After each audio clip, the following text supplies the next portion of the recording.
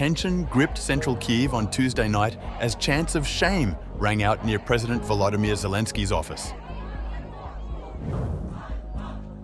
What began as a peaceful demonstration quickly escalated into a sharp warning to Ukraine's leadership.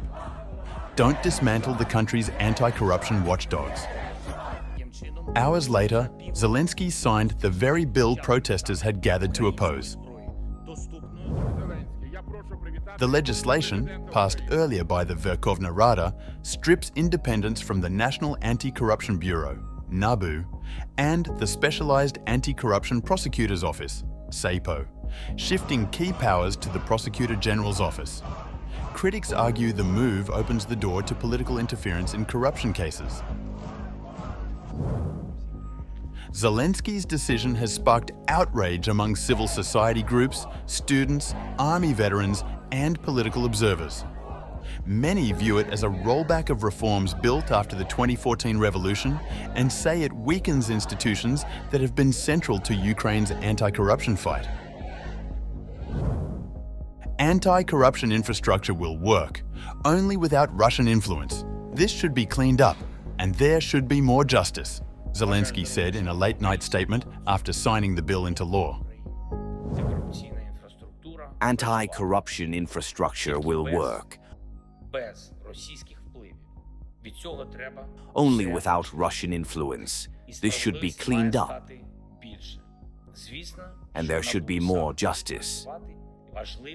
Of course, NABU and SAB will work.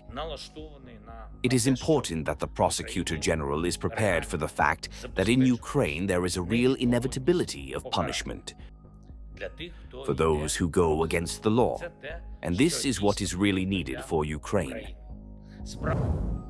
But his words did little to ease the backlash.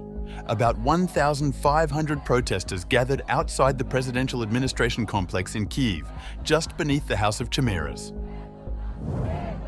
Some carried Ukrainian flags, others waved banners calling for a veto.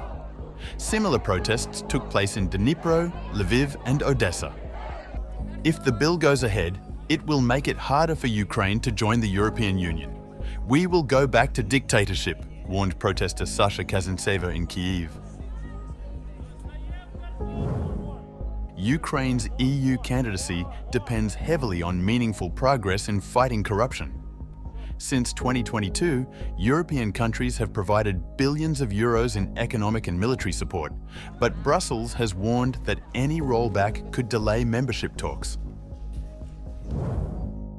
European Commissioner for Enlargement Marta Kos called the bill a serious step back on social media, warning that it dismantles key safeguards protecting NABU's independence. She stressed that both NABU and SAPO remain essential for Ukraine's EU path. Zelensky now faces growing unrest at home and increasing criticism from abroad. With war still raging on the front lines, Ukraine's president is being tested not only on the battlefield, but in the courtroom of public trust.